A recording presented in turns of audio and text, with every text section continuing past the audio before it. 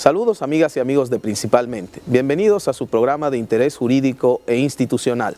En esta edición nos acompaña la licenciada Luz Díaz Rodríguez. Con ella conversaremos de importantes temas vinculados al derecho procesal penal, la práctica, la litigación, el derecho societario y otros aspectos de interés.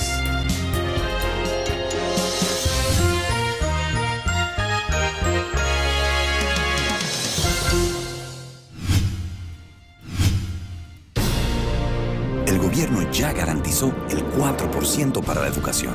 Esos son 100.000 millones de pesos este año. Sin embargo, detrás de esas cifras hay algo mucho más importante. 200.000 niñas y niños que se beneficiarán con alimentación nutritiva, mejor educación y una formación más completa. Productores locales que podrán vender productos frescos y de calidad a los comedores escolares. Más de 70.000 profesores con mejor salario y preparación. Y miles de madres que gracias a la tanda extendida tendrán más tiempo y tranquilidad para poder trabajar o estudiar. Así, el país entero avanza, con educación y oportunidades para todos. Un año cuidando a la gente. Gobierno de la República Dominicana. Ministerio de Educación. Hora de hacer lo que nunca se ha hecho. Desde el 1989, Seaboard se convierte en la primera generadora privada de energía de República Dominicana. En el 2012, reemplaza sus unidades de generación por la unidad Estrella del Mar 2, que opera con gas natural como combustible, armonizando con el medio ambiente y poniéndose a la vanguardia en la producción de energía limpia. Seaboard, comprometidos con la satisfacción de sus clientes, el desarrollo nacional y el medio ambiente. Quiero ser maestro, esa es mi vocación. Quiero ser maestra y servirle a mi nación. Enseñar es sembrar, enseñar es crecer, crecer. Enseñando aprendemos, maestros queremos ser. El magisterio es una profesión digna y la mejor forma de servir a la patria. Ministerio de Educación, Instituto Nacional de Formación y Capacitación del Magisterio, INAFOCAM.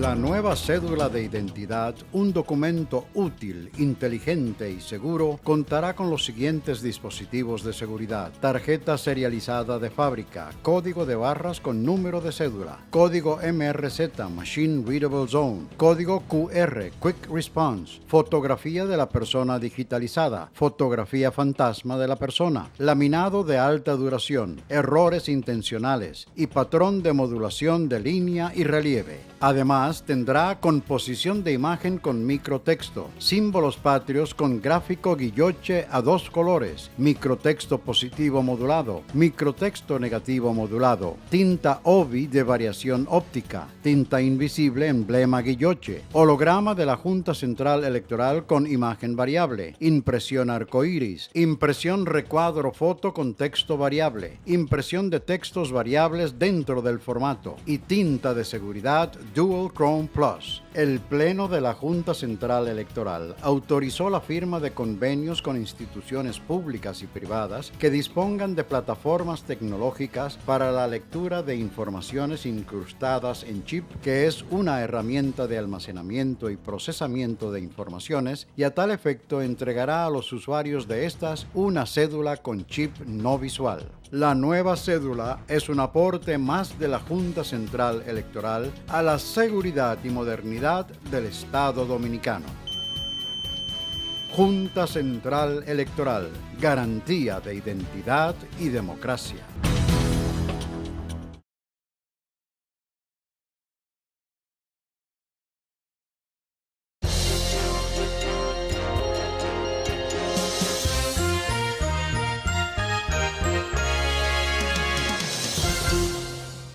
Saludos amigos de Principalmente. Hoy contamos con la presencia de una joven abogada de la República Dominicana, pero que a pesar de su juventud tiene un destacado ejercicio profesional en casi todos los tribunales de la República, pero además es una académica consagrada, profesora universitaria, además profesora de la Escuela Nacional del Ministerio Público, profesora de la Escuela Nacional de la Judicatura, en fin.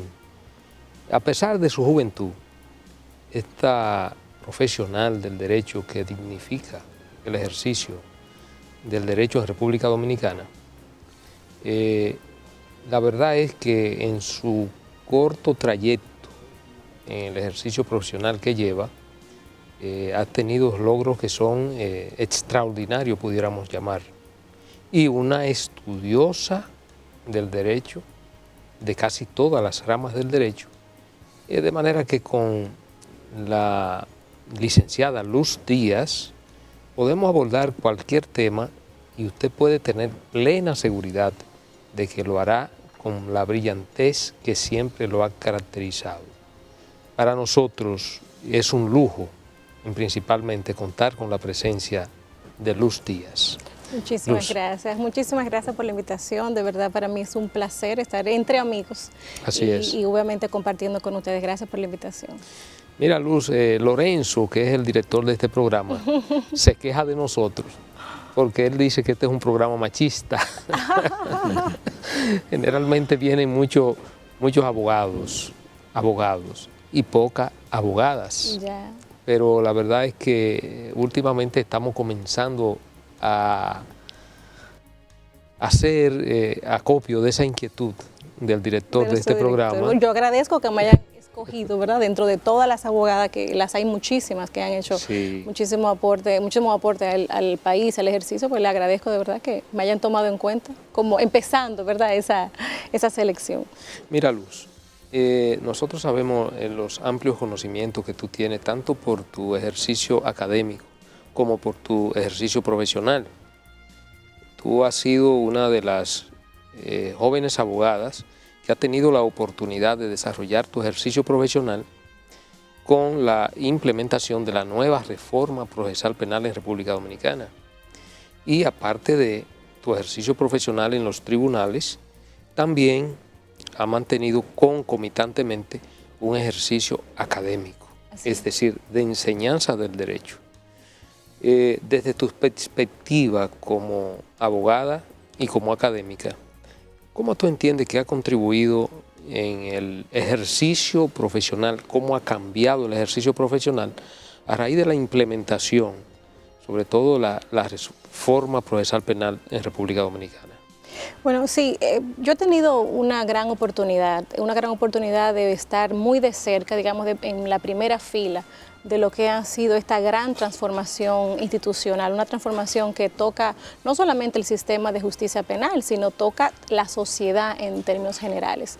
Afortunadamente pude participar en todo el proceso de redacción de las leyes, o sea, toda la plataforma normativa que sustenta la reforma procesal penal, pero también viendo y estando muy de cerca en la transformación institucional que han tenido los operadores del sistema. Y si vemos, digamos, lo más importante, yo diría, es que podemos entender que además de este cambio de las normas, que ha sido importantísimo, hemos tenido una ley de defensa pública que ha institucionalizado esa organización, esa institución. Hemos tenido obviamente el Código Procesal Penal, que ha sido la base, ¿verdad? Pero también la reforma policial, que todavía hay un trabajo pendiente por hacer, el Estatuto del Ministerio Público. O sea, hay todo un crecimiento institucional que ha sido digamos, iniciado e impulsado desde la reforma procesal penal, pero que no solamente ha impactado lo que es la administración de justicia penal, sino que esas instituciones, obviamente, se han fortalecido para el servicio al ciudadano. Obviamente, la reforma procesal penal ha significado retos para todos los operadores, retos para los jueces, retos para el Ministerio Público, pero también retos para los abogados en ejercicio, que teníamos, digamos, un lenguaje, un saber hacer, una forma de hacer las cosas, que este nuevo sistema evidentemente nos ha cambiado el panorama, el mundo ha cambiado, yo diría, y particularmente he tenido la oportunidad de desarrollarme justamente en el ejercicio del derecho penal. Y he visto, obviamente, el impacto que tiene, las exigencias que tiene esta reforma del sistema hacia los operadores. Todavía entiendo yo que hay mucho trabajo por hacer. Eso es un trabajo, evidentemente, es un proceso. El proceso de reforma no puede entenderse, no se puede analizar en un punto determinado, sino que siempre se mira hacia el futuro. Eso es lo más importante, es el desarrollo institucional que ha significado desde este punto de vista la reforma procesal penal y cuáles son los avances que cada institución ha tenido a raíz, digamos, de esa fuerte ola de reformas. Luz, tú señalaste que la reforma procesal penal implicó cambios en las prácticas de los operadores, de los abogados, y una de ellas tiene que ver con cómo se conducen a propósito en las audiencias, ¿no? Estábamos muy acostumbrados, por ejemplo, a tener la imagen de un juicio donde hay unas personas con unas togas negras. Así es. Y donde hay uno que es el juez, otro que es el fiscal, otro que son los abogados de la defensa, pero también la forma en que se desarrollaba el juicio, por ejemplo, las preguntas que eran a través del juez, dice que sí, dice que no, conteste, esas prácticas y también la forma de postular, claro, lo que podían ser las conclusiones o las formas de preguntar también. Todo eso cambió con la reforma procesal penal y eso implicó nuevas técnicas, las llamadas técnicas de litigación. ¿Qué significa? ¿Cuál es el impacto que esto ha tenido? Bueno, yo quiero hacer este aporte, no solamente para los abogados que son sus televidentes, sino también para el público en general. Lo que ha pasado es que, primero, tenemos que tener claro, es que hemos pasado de un sistema de administración de justicia penal sobre la base de la íntima convicción del juez. O sea, el juez se hacía su idea de lo que estaba ocurriendo, de lo que pasó, y evidentemente podía tomar una decisión claro, tomando en cuenta las pruebas y todo lo que ocurría en el juicio, pero había una íntima convicción, que es lo que lo movía a él inicialmente a tomar una decisión. Entonces, al decir yo anteriormente que el mundo ha cambiado, es que hemos pasado de ese sistema de administración de justicia penal a otro que es la sana crítica, donde el juez tiene que tomar en cuenta lo que se produce en ese juicio a los fines de poder tomar una decisión. Y yo digo que es tan importante este cambio, porque eso le pone a los operadores del sistema un peso importante, una responsabilidad, porque lo que no se produce en el juicio, lo que no se produce adecuadamente, entonces no puede ser tomado en cuenta por un juez para tomar su decisión. Entonces ahí es donde se han creado una serie de técnicas, llamadas técnicas de litigación, evidentemente, que lo que tratan es de organizar primero la forma de cómo se presenta la información al juicio, cómo primero se organiza el caso, porque las técnicas de litigación no son en la audiencia, no solamente no es postulando, sino empieza mucho antes. Empieza desde que usted se apodera del caso para prepararse adecuadamente para poder entonces introducir al juicio todo lo que es necesario. Y este es un tema importante, sobre todo porque ha habido muchos reclamos de algunos casos, por ejemplo, donde popularmente o a nivel de los medios de comunicación se entiende que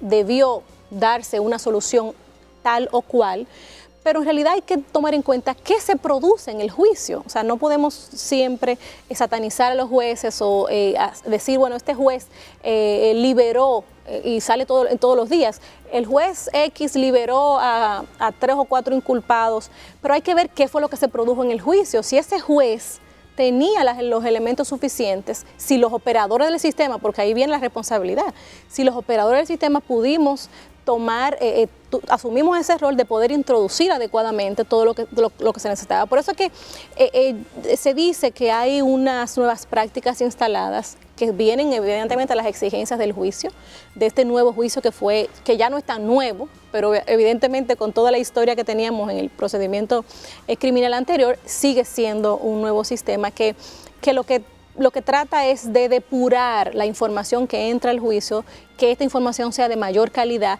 que las pruebas sean legales y que evidentemente las reglas que se han construido, que modelan este juicio, lo que están procurando es eso, evidentemente. Estos son los retos que tienen los operadores en el sistema, de que esas exigencias de la litigación le han cambiado el mundo a los operadores definitivamente. Luz, siempre se ha señalado que básicamente dos elementos movieron o sirvieron de fundamento para la reforma procesal penal. Un primer aspecto, el tema de la adecuación de la normativa interna a los tratados internacionales que versan sobre derechos humanos y todo el tema de las garantías de los imputados, de las víctimas. Y por el otro, el tema de la ineficiencia del sistema para dar respuesta a todo esto de la conflictividad penal, ¿no? Y ahí vienen estos métodos alternativos de resolución de conflictos que el Código Procesal Penal pues ha previsto. Me quiero referir a este último aspecto. ¿Cómo pudieras tú catalogar la aplicación de estos métodos alternativos de resolución de conflictos? ¿Cuál ha sido su impacto? ¿Cómo ha incidido en la práctica profesional y en la práctica de los operadores del sistema de justicia penal? Sí, fíjate, es muy interesante lo que tú has planteado, porque no hay ningún sistema de justicia que pueda de manera efectiva resolver toda la conflictividad en una sociedad. Eso es un populismo, es una quimera usted pensar que todo se va a solucionar a través de un proceso penal. A mi modo de ver, desde mi punto de vista, entiendo que todo el conjunto, hay todo un sistema de solución alternativa de conflictos que está siendo subutilizado en la sociedad. Y eso tiene también una raíz, es un tema de una necesidad del diseño de una política criminal clara. ¿Cuáles son los conflictos que deben llegar a los tribunales y cuáles son los conflictos que el mismo sistema debe de orientar hacia otras salidas? Se recuerden que la reforma procesal penal tiene un principio fundamental que es precisamente la solución del conflicto y es devolverle el conflicto a las víctimas. Entonces, todos estos mecanismos alternos, justamente lo que le permiten a las partes es hacerse dueñas nuevamente del conflicto y que puedan utilizarse estos otros mecanismos. Yo entiendo que mecanismos, por ejemplo, como la suspensión condicional del procedimiento, que no son propiamente, son salidas alternas al juicio, ¿verdad? Pero son instrumentos que tiene en particular el Ministerio Público, las partes, para poder ir, como yo le decía, dando una salida distinta a los diferentes tipos de conflictos. Pero eso, vuelvo al tema, no pasa de manera casual. Eso es el resultado, evidentemente, de una discusión de política criminal seria, ¿verdad? Inclusiva, que discuta y que diga como sociedad cómo es que nosotros vamos a resolver, a solucionar los conflictos. Es obviamente gestión de la conflictividad, que entiendo las herramientas están, es lo importante, porque mucha gente, y yo creo que es muy común escuchar que la gente dice, hace falta una ley. Ah, mira qué bonito lo que dice la señora, pues vamos a hacer una ley que se establezca. Yo creo que aquí tenemos una plataforma, y yo sé que ustedes están de acuerdo con esto, una plataforma legal suficiente, digamos, bastante sólida. Y obviamente el problema siempre ha sido el problema de la gestión, el problema de la aplicación, el problema del seguimiento a la aplicación de estos instrumentos, por lo que yo entiendo que ahí hay un trabajo importante que hacer. Todavía no podemos tener un crecimiento en 6 años, duplicando en 6 años la población carcelaria, por ejemplo. O sea, y eso es evidentemente porque no ha habido una gestión de la conflictividad que haya sido efectiva. Luz, de cara a todos esos planteamientos que tú haces, ¿cómo tú entiendes ha sido el proceso de afianzamiento y de institucionalización del sistema de justicia en sentido general en República Dominicana, con todas las reformas que se han producido tanto en el ámbito procesal penal como también en el ámbito del derecho administrativo y más aún después de la proclamación de la nueva Constitución de la República del año 2010, que está considerada como una de las constituciones más democráticas, modernas de toda Iberoamérica? ¿Cómo tú entiendes ha sido ese proceso de afianzamiento institucional de los actores del sistema de justicia? Sí, definitivamente es indudable, es indudable que ha habido un afianzamiento, sobre todo al nivel de reconocimiento, volviendo al sistema de justicia penal, el reconocimiento de los actores del sistema en la Constitución y el desarrollo pormenorizado que ha tenido en la Constitución, por ejemplo, para el Ministerio Público, los principios de actuación, o sea, la defensa pública. Entiendo yo que nuestra Constitución es un pilar, es un fundamento, digamos, de mucha solidez para ese desarrollo institucional. Y luego ahí el desarrollo que se ha tenido con todo lo que es el marco normativo que ha acompañado ese desarrollo. Yo entiendo que República Dominicana puede darse el lujo de decir que tiene una Constitución para el desarrollo y así debemos de asumirlo definitivamente. Yo decía, el tema de los operadores del sistema, volviendo ahí también al punto del desarrollo institucional, el Ministerio Público, por ejemplo, que entendemos nosotros que ha sido de los más favorecidos en términos de la reforma porque aprovechó este empuje para crear una institución que hoy en día es, digamos, un estandarte y que ha tenido, digamos, el mayor empuje en términos de la reforma, y eso también lo ve reflejado en la Constitución de la República. O sea que evidentemente es un instrumento de desarrollo. Luz, el proceso penal está organizado sobre la base del juicio como el centro del proceso. Y precisamente, volviendo al tema de la litigación, hay algunos conceptos nuevos, o por lo menos nuevos para muchos de nosotros, que se han introducido con la implementación de la reforma procesal penal.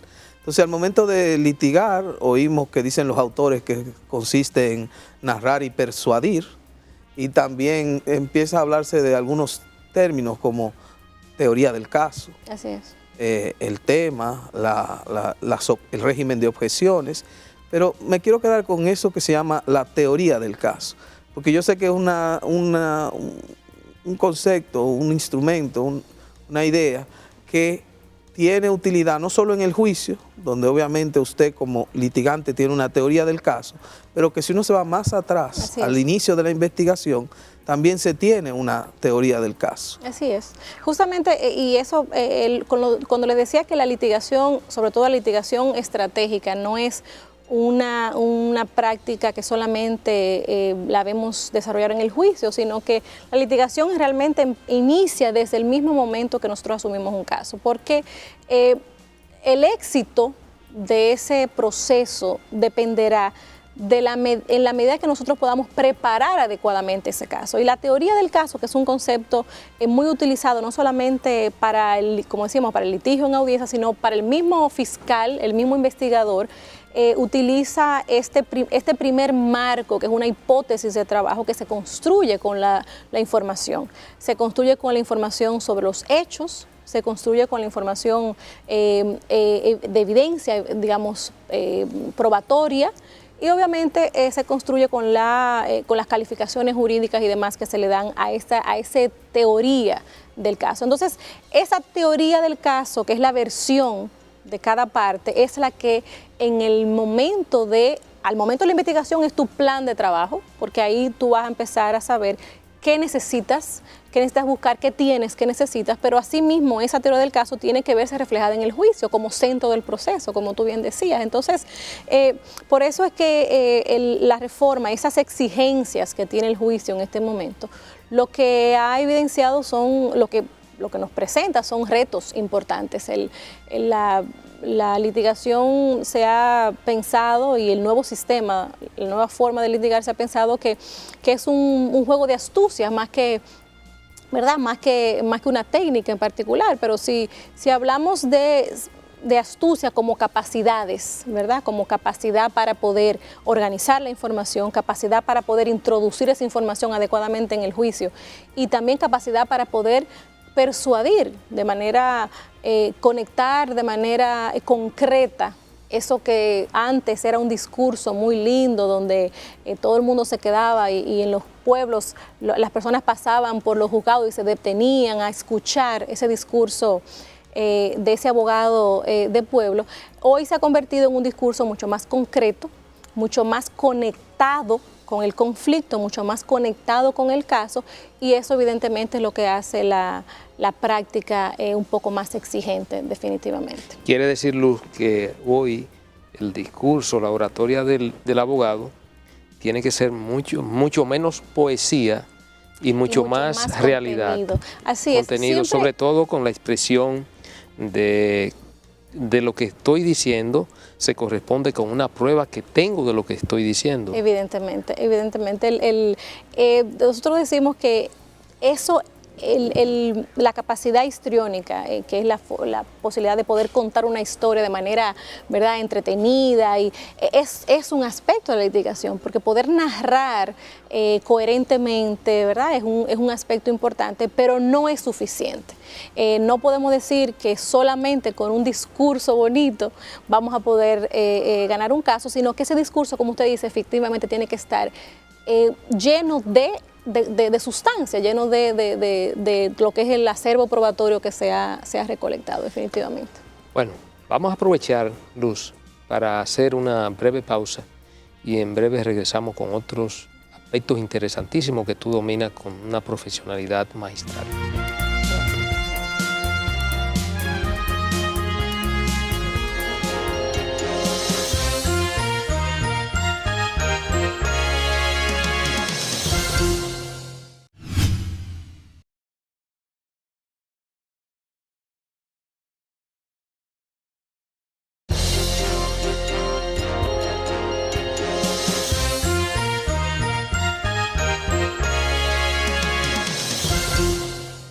Seguimos, amigos, con Principalmente. Luz, la verdad es que tú manejas ese aspecto de la litigación y sobre todo lo que tiene que ver con este proceso de reforma institucional en el sistema de justicia dominicano. Yo que lo viví contigo. Así es. En razón de que tú eras una colaboradora 1A de nuestra gestión al frente de la Procuraduría General de la República. Pero hay otros aspectos, Luz, que nosotros no podemos dejar de tocar en tu intervención, que no será la única, principalmente. Estoy a la orden, efectivamente. Tú te manejas muy bien en otros aspectos que son del diario vivir del derecho y de la cotidianidad de la gente, sobre todo los empresarios, la gente que tienen compañías, que tienen empresas. Tú manejas muy bien el tema del derecho societario. Y yo creo que no podemos dejar aprovechar esta oportunidad para que tú nos ilustre a los amigos televidentes de una parte tan básica y fundamental en el ejercicio profesional del derecho.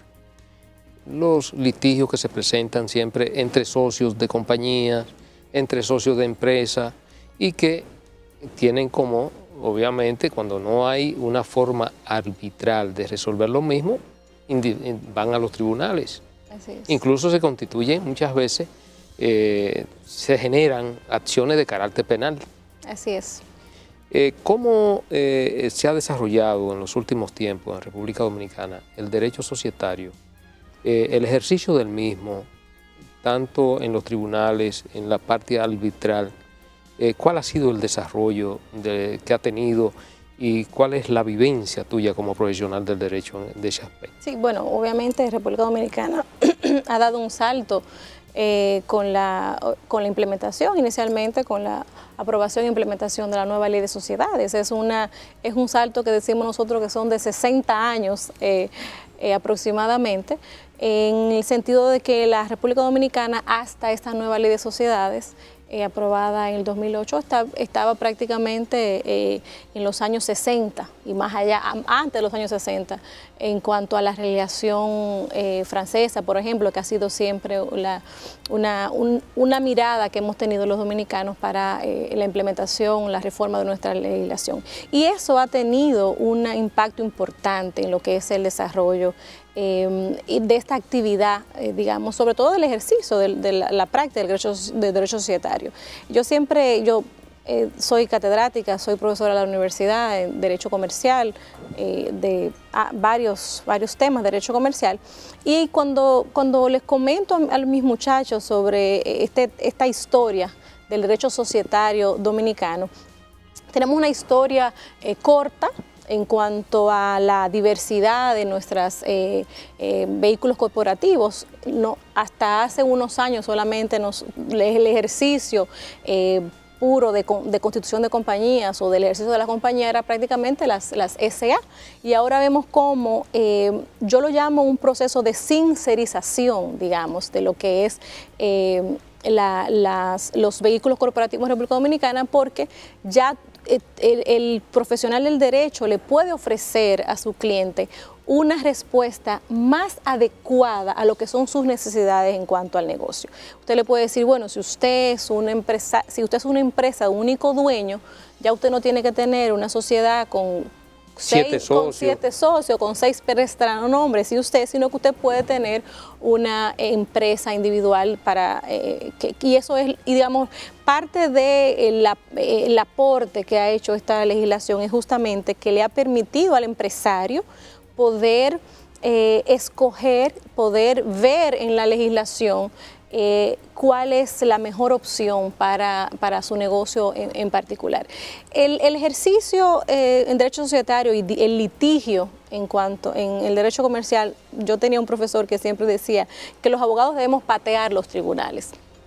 Un querido amigo que dice que es posible que la jurisprudencia no sea tan fructífera como nosotros quisiéramos, pero que eso es responsabilidad de nosotros mismos, los abogados, porque los abogados somos los que apoderamos al tribunal de los conflictos. Entonces, y es justamente ahora donde empieza esta comunidad jurídica a llevar casos a la justicia, porque obviamente hay todo un esquema, una plataforma normativa que lo permite. Desde el punto de vista de la legislación penal en la ley de sociedades, que usted también la ha mencionado, también hay ahí un número determinado de infracciones que, a mi modo de ver, ha sido, digamos, para mí, contracorriente, en el sentido de que cuando hablamos nosotros de despenalización del mundo de los negocios a nivel internacional y derecho comparado, nosotros tenemos un sinnúmero de infracciones que, volviendo al tema de querer resolver todos los conflictos vía el sistema de justicia penal, entiendo yo particularmente que ha sido desbordado, digamos, de la realidad. Pero yo entiendo que esto es un campo que todavía falta mucho, digamos, por explorar. Todavía estamos en plena implementación de la ley. La ley también particularmente ha sufrido algunas reformas que ha dificultado su interpretación, de manera más... básicamente hay muchas limitaciones que tiene la ley por las reformas que ha tenido, que ha desencajado algunos aspectos, pero bueno, yo creo que en sentido general ha sido provechoso poder contar con una plataforma que permita ese desarrollo. Luz, bueno, en tu ejercicio también te has destacado, y quizá va un poco en el tema de la delincuencia económica. Tú has participado en procesos concernientes a delitos financieros o del ámbito de lo monetario y financiero. Has tenido la oportunidad, ¿no?, de ver, ¿no?, en la práctica cómo los tribunales de la República y en general el sistema de justicia penal pues sobrelleva estos procesos. ¿Cómo tú pudieras calificar al sistema de justicia penal en lo que son estos procesos? ¿Estamos preparados para conocer de este tipo de delincuencia, una delincuencia que por lo general es compleja, donde los actores que intervienen, los sujetos delictuales tienen una connotación muy distinta del fenómeno delictual común o tradicional, donde muchos de los paradigmas del derecho penal clásico o tradicional cambian el tema de la responsabilidad penal de las personas morales y todo esto? ¿Cómo tú ves el sistema de justicia penal frente a estas nuevas realidades que vemos a diario con el tema de muchas legislaciones como la que tú citabas precisamente, de la de Ley General de Sociedades, que tiene un régimen penal que es notoriamente distinto a lo que conocemos tradicionalmente y bueno, otras legislaciones también. ¿Cómo vemos el sistema de frente a estas nuevas realidades normativas? Mira, definitivamente el sistema de justicia penal no está preparado adecuadamente para enfrentar los retos de la criminalidad económica.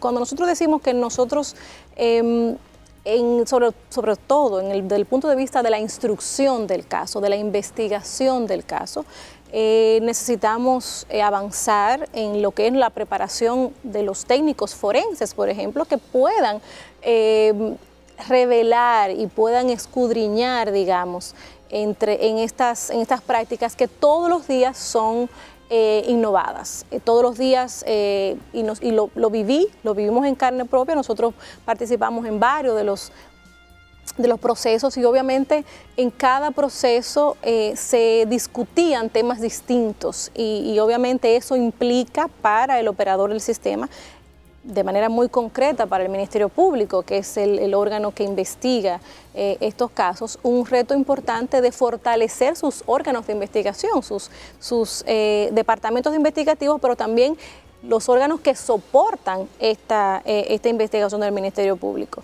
La criminalidad económica es un fenómeno que necesita una constante atención, una constante formación, digamos, obviamente para combatirla de parte de los órganos de persecución. De otra manera, obviamente, todo es demagogia, no podremos, digamos, sustentar un proceso adecuadamente con todas las garantías que implica para todas las partes en el proceso, si no se asume eso como una responsabilidad. Y desde el lado de la judicatura, ¿sería esa la misma, básicamente la misma perspectiva o estaría igual o estaríamos diferentes, por ejemplo? Bueno, el juez tiene un papel importantísimo, porque el juez obviamente es el que le toca también, digamos, interpretar toda esta información que se está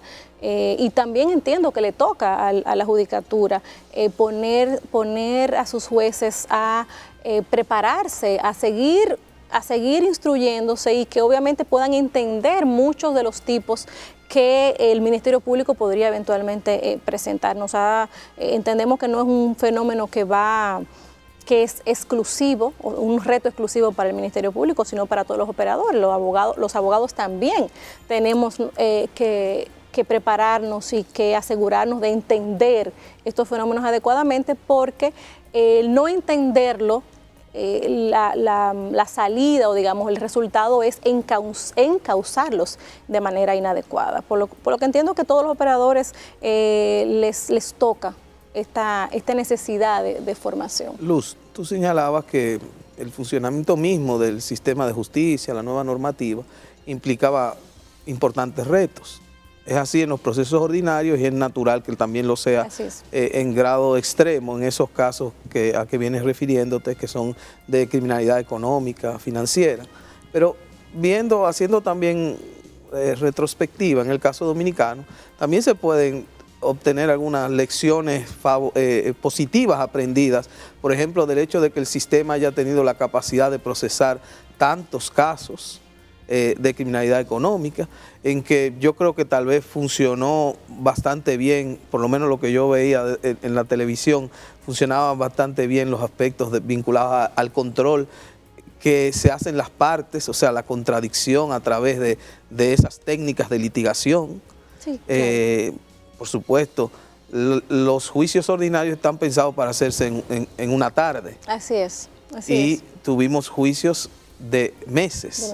Así es. Con todo lo que eso puede afectar la inmediación, etcétera. Pero ciertamente cuando uno ve en el panorama regional, pocos países pueden mostrar llevar tantos casos en un tiempo razonable. Sí, evidentemente hubo un momento importante y yo creo que tenemos lecciones importantes aprendidas. Eso no quiere decir que nosotros hemos logrado llegar donde debemos llegar. Hay muchos temas que están todavía pendientes. sobre todo porque la criminalidad económica no solamente son fraudes bancarios, estamos hablando, por ejemplo, de la corrupción, que es un tema importante, o sea, la capacidad de poder investigar adecuadamente, procesar, y lo digo de manera muy abierta, adecuadamente los casos de corrupción, por ejemplo, porque, repito, el hecho de no entender el fenómeno, el hecho de no tener las herramientas adecuadas para investigarlo, también nos lleva a encauzar casos digamos que no tienen ningún asidero, o sea que desde un punto de vista y desde el otro, para asegurar las garantías de todo el proceso, la garantía de que no haya impunidad por un lado, pero también las garantías de que no hayan procesos que no tengan sustento, digamos, adecuado. Por eso me entiendo que si hemos avanzado, tuvimos una lección importante, es posible. Y eso es, yo creo que República Dominicana tiene que decirle a la región, es posible decidir encauzar procesos y terminar procesos de criminalidad económica compleja como lo hemos tenido nosotros, hemos tenido sanciones donde hay personas cumpliendo condena. Hay otros que están todavía en proceso, pero eso no nos puede alentar, sino que simplemente nos tiene que llamar a mirar hacia adelante, ¿verdad? ¿Cuáles son los retos que tenemos a partir de la experiencia vivida? Entiendo que fortalecer la instrucción de esos casos va a permitir depurar adecuadamente lo que se lleva al sistema y lo que no. Luz, quiero seguir con el asunto de las sociedades. Muy bien.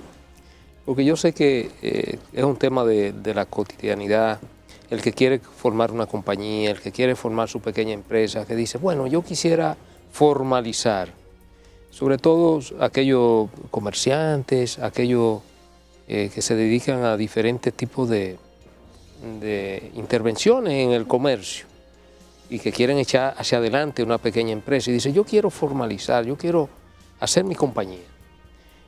¿Cuáles son los pasos que prevé la nueva ley de sociedades? ¿Qué debe hacer un ciudadano que quiera emprender, que quiera formar su compañía?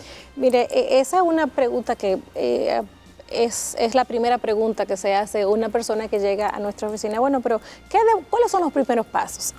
Y yo les digo, y qué bueno que usted vuelve al tema de las sociedades, que el primer paso es informarse adecuadamente, porque el hecho de constituir una sociedad no solamente es ese paso legal, ¿verdad?, de formar esa nueva entidad, esa nueva personalidad jurídica, sino que eso trae consigo una serie de responsabilidades y una serie de obligaciones que tiene el interesado. Y es importante que eso estén claros, digamos, en todas esas aristas que están alrededor de constituir una compañía, porque tengo muchas personas que se refieren a mí y me dicen, mira, me constituyeron una compañía, me entregaron mi carpeta muy bonita, muy organizadita, pero no me dijeron todo lo otro que yo tenía que hacer para poder cumplir con esas obligaciones. Y ahí está todo el tema de las obligaciones fiscales, las obligaciones registrales, o sea, el que le interese constituir una sociedad, lo primero que debe hacer es informarse adecuadamente. Primero, el primer paso es saber qué tipo de sociedad yo necesito, o sea, qué tipología, y por eso cuando le decía el tema de lo interesante de la ley de sociedades es que le permite a ese interesado decir, bueno, déjame escoger, déjame hacer un traje a la medida y verificar cuáles de todas estas tipologías, cuál es la tipología es la que me acomoda. Entonces, lo primero que tenemos que analizar es, analiza su negocio, mire qué tipo de negocio es, qué tipo de empresa es, usted es un único dueño o es una empresa que tiene varios socios, y ahí hay varias preguntas que se le van haciendo para ir avanzando. Segundo tema importante, ¿cuál va a ser su fuente de financiamiento para el ejercicio normal de la empresa? Si es un capital privado de los socios, pues usted puede decidirse por una SRL, que es una sociedad de responsabilidad limitada, que es una sociedad cerrada, ¿verdad?, donde hay una menor libertad para ceder las cuotas sociales. Pero si usted tiene previsto que es un emprendimiento a mayor escala, donde necesita eventualmente un capital, ¿verdad?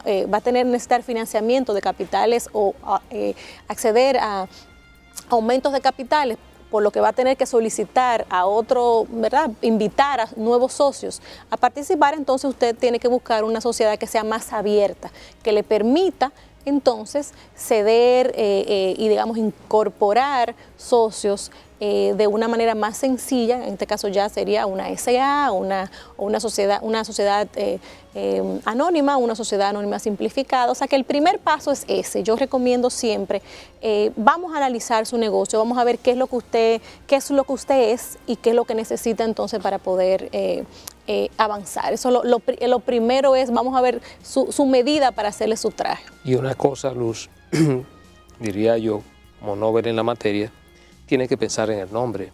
Así es. Y registrar el nombre. Allá a nivel de la Constitución, una vez usted sepa, ¿verdad?, qué es lo que va a hacer, usted lo primero es evidentemente que identificar cuál va a ser su nombre, su signo distintivo, en este caso el nombre comercial, cómo se va a llamar, registrar su nombre, evidentemente, y a partir de ahí obviamente hay una serie de formalidades como por ejemplo la firma del pacto social, depende de qué tipo de sociedad sea la que se está constituyendo, y formalizar, digamos, esa constitución ante el órgano registral en materia societaria, que es el registro mercantil. Con esa primera, digamos, ahí se saca el acta de nacimiento de esa sociedad y dice nuestra ley vigente que a partir de ese registro nace una nueva sociedad, una nueva persona, que es la sociedad que se está creando. Y ahí evidentemente eso no termina ahí, hay que, luego de constituir su sociedad, hay unos registros, otros registros, que por eso le decía que es muy importante, el primer paso antes de constituir la información es informarse. Ahí hay unos registros ante la Dirección General de Impuestos Internos para poder ser un ente, ¿verdad?, dentro del comercio dominicano, válidamente reconocido con el Registro Nacional de Contribuyentes, y bueno, y a partir de ahí, digamos, ya hay una serie de cuestiones más fiscales que societarias que son necesarios. Si quiere ser proveedor del Estado, como una serie de formalidades. Si quiere ser proveedor del Estado, obviamente hay un registro que debe de cumplirse, hay unas incompatibilidades que es importante, ¿verdad? Y hay la Dirección Nacional de Compras y Contrataciones del Estado le exige a usted que verifique que usted no entra dentro de ninguna de esas causales o incompatibilidades, que usted no es funcionario público, una serie de cuestiones que están previstas en la ley. O sea que depende obviamente del negocio a la que usted se vaya a dedicar, va a ser el plan de trabajo de su abogado para asistirle. Bien, vamos a hacer una breve pausa y retornamos de nuevo con la licenciada Luz Díaz.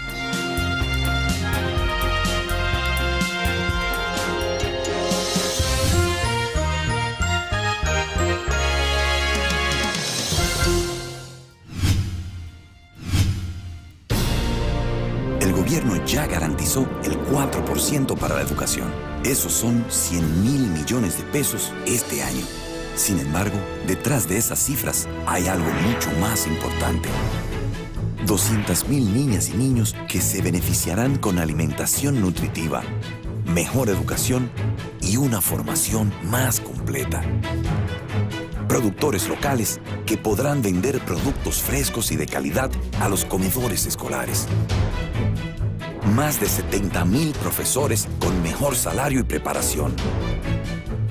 Y miles de madres que gracias a la tanda extendida tendrán más tiempo y tranquilidad para poder trabajar o estudiar. Así, el país entero avanza, con educación y oportunidades para todos. Un año cuidando a la gente. Gobierno de la República Dominicana. Ministerio de Educación. Hora de hacer lo que nunca se ha hecho. Desde el 1989, Seaboard se convierte en la primera generadora privada de energía de República Dominicana. En el 2012, reemplaza sus unidades de generación por la unidad Estrella del Mar 2, que opera con gas natural como combustible, armonizando con el medio ambiente y poniéndose a la vanguardia en la producción de energía limpia. Seaboard, comprometidos con la satisfacción de sus clientes, el desarrollo nacional y el medio ambiente. Quiero Quiero ser maestro, esa es mi vocación. Quiero ser maestra y servirle a mi nación. Enseñar es sembrar, enseñar es crecer, crecer. Enseñando aprendemos, maestros queremos ser. El magisterio es una profesión digna y la mejor forma de servir a la patria. Ministerio de Educación, Instituto Nacional de Formación y Capacitación del Magisterio, INAFOCAM.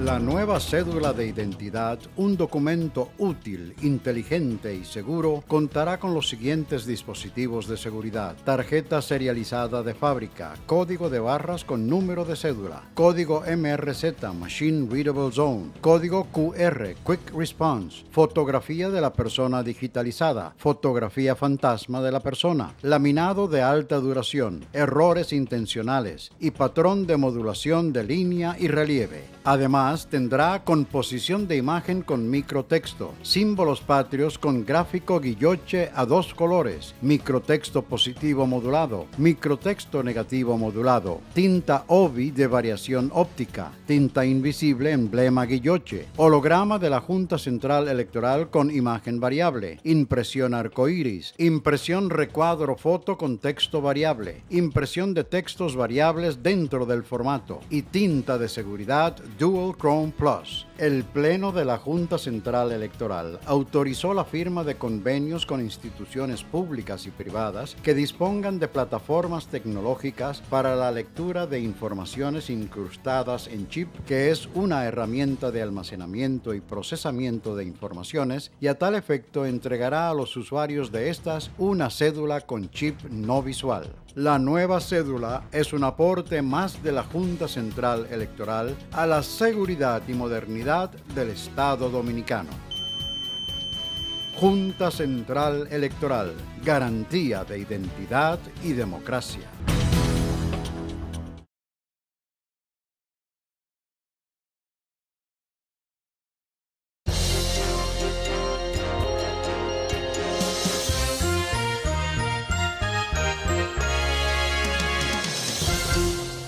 Seguimos, amigos, en Principalmente. Luz, el tema es muy interesante de las sociedades.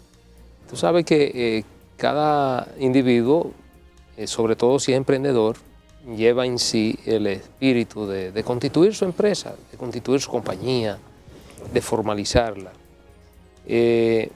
Hablábamos de todo lo que tiene que ver con la parte registral, es decir, los primeros pasos que tiene que dar un individuo cuando quiere constituir su empresa, su compañía.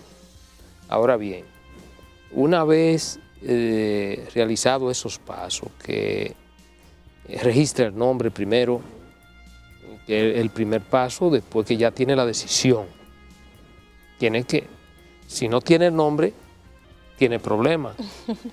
Tiene que ir al ONAPI, así es, a la Oficina Nacional de Propiedad Intelectual, Industrial. Así es. Industrial. Entonces, si la UNAPI te dice, muy bien, ese nombre no hay problema, puede utilizarlo por tanto tiempo. Después que pagas tus impuestos en UNAPI, ya ese nombre es tuyo, te corresponde. Ya tú, entonces, vas donde tu abogado, constituye tu compañía. Si es una sociedad anónima. Depende de la tipología, obviamente, que exacto, se haya identificado como la idónea. Correcto. Entonces, vienen más elementos. A lo que tú te vas a dedicar. A lo que tú te vas a dedicar. Se supone, tú tienes tu socio, ahora vamos a ver el funcionamiento de esa compañía. Así es.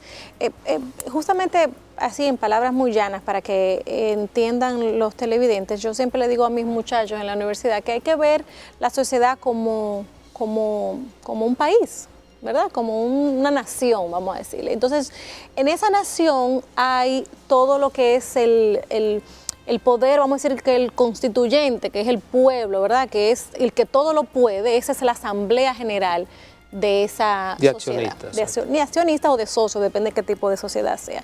Y obviamente esa masa, esa asamblea generalmente designa o cede una parte de ese poder que tiene y lo cede a un órgano de gestión, un órgano de gestión administración que puede ser una gerencia, puede ser un órgano directivo, consejo de administración, depende también del tipo de sociedad. Lo interesante de las sociedades y un poco de lo que decíamos fuera de cámara, que también es importante que los televidentes sepan que constituir una sociedad no es un paso que se hace por hacerse, sino que tiene su razón, ¿verdad? La sociedad le permite a usted poder iniciar, desarrollar un emprendimiento económico, un negocio, de manera con cuyos efectos sean, digamos, limitados a esa sociedad. Y esto hablamos particularmente de la responsabilidad de ese emprendimiento. Si yo constituyo una sociedad, esa sociedad nueva que nace con revisión mercantil es una sociedad, es una persona distinta a mí que soy su socio, aún siendo una sociedad de único dueño. Tú pones solo en riesgo aquello que has aportado a esa sociedad. Justamente, entonces es la sociedad que debe de responder de sus obligaciones sin que pueda un acreedor societario, sin que pueda un suplidor, vamos a decirle en palabras muy, muy llanas, venir a querer cobrar o querer exigir el cumplimiento de esa obligación con el patrimonio personal de los Entonces un emprendedor que tiene su casita, tiene algún dinero, y va a dedicar solo una parte a un negocio, pero no quiere poner en riesgo todo su patrimonio personal. Entonces, porque mientras se mantiene, digamos, informal o como persona física, está poniendo en riesgo todo su patrimonio.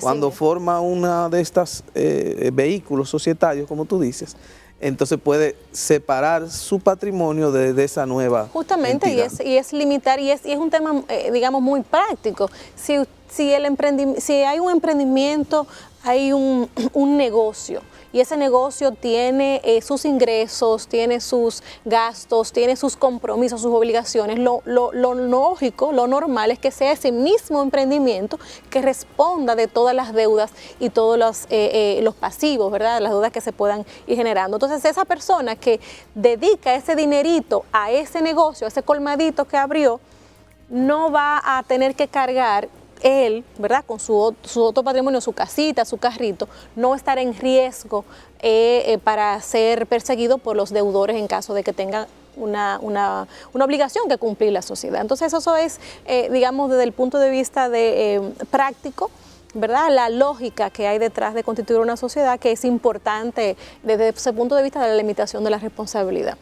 Ahora, Luz, uno ha visto siempre la queja de los empresarios y de los inversionistas, de los problemas, de los obstáculos que se vislumbran en todo ese trajinar para constituir una empresa, el tiempo que tardan, por ejemplo, en la administración tributaria, lo que se tarda ya sea en el nombre o en general, el tiempo que se toma para instalar y poner ya en operación un negocio, sobre todo porque a veces no es el solo hecho de constituir la empresa, así es, sino es el hecho de que para que te entreguen, por ejemplo, los denominados comprobantes fiscales, así es. Pues la administración tributaria debe hacer una inspección porque ya han ocurrido hechos delictivos de que se han tomado estas cosas y han hecho fraudes, etcétera. Todo eso ha sido criticado por los empresarios, ¿no? Pero que en los últimos años, ¿qué ha cambiado? Porque esa siempre ha sido la crítica, pero ¿qué ha cambiado? Estos temas de las ventanillas únicas han funcionado. ¿Qué ha ocurrido en los últimos años con relación a esto? Sí, es importante esto porque uno de los indicadores de competitividad de un país en particular es justamente qué tan fácil tengo el acceso a una constitución de una sociedad. Es un indicador que se utiliza en todo el mundo y que República Dominicana, es bueno decirlo, ha ido avanzando en este número, digamos, que ha ido incrementando, porque ahora podríamos nosotros, claro, salvo excepciones, algunos casos en particular, se ha podido cuantificar y es fácilmente cuantificable el tiempo que se va a constituir en lo que duraría una sociedad. Eso no era posible hace unos años, o sea que ya de hecho es un avance. Yo entiendo que el registro mercantil dominicano ha tenido un rol preponderante en la organización de lo que es el sistema registral de los comerciantes en sentido general, sociedades y personas físicas. Sin embargo, sigue habiendo limitaciones en cuanto a la certidumbre de la respuesta. Eso yo creo que es muy importante sobre todo para un empresario que no entiende mucho de que si la fecha de compromiso fue el 5 y el día 10 todavía no me han dado una respuesta. Yo creo que es importante que las instituciones entiendan que en la medida en que el ciudadano tiene mayor certidumbre del servicio, incluso hasta la espera, es mucho más aceptada, digamos, porque si usted sabe que le dicen que es el día 5, que le van a entregar por ejemplo, el acta de la inscripción en el Registro Nacional del Contribuyente, y el ciudadano entiende que es el día 5 que la va a recibir, pues hasta esa espera es mucho más mejor manejada. Yo creo que tenemos que decir que hemos avanzado. Yo particularmente vengo dándole seguimiento al derecho societario desde hace unos años, aunque mi práctica principalmente se desvió inicialmente con el tema de la reforma procesal penal, pero del punto de vista académico, del punto de vista de la evolución de lo que son las instituciones, en este sentido yo entiendo que hemos avanzado. No podemos pasar por alto que es un indicador de la competitividad del país y que no es suficiente con que tengamos instituciones muy bonitas, sino eso no se refleja en el servicio que al final se le da al ciudadano. Y el empresario, como usted dice, aquel que tiene su negocito, que inicia con esta experiencia de la Constitución, pues ya inicia con una experiencia negativa cuando no tiene certidumbre de lo que va a recibir. Bueno, la verdad que ha sido una grata experiencia tener aquí principalmente a Luz. Yo espero que Luz no sea la única ni la primera vez que venga, ni la última vez que venga aquí a principalmente Luz. Esperamos... Yo espero que me sigan invitando. No. Evidentemente, quedaron muchísimos temas sobre la mesa que tú manejas con una maestría extraordinaria y que vamos a tener que en otro momento seguir dialogando. Cuando ustedes quieran. Para mí de verdad que ha sido un placer estar con ustedes. Para nosotros, la verdad, Luz, que fue un enorme placer, Manuel, Ramón, Pedro y un servidor, tenerte aquí en Principalmente. Un abrazo. Muchas gracias. Gracias.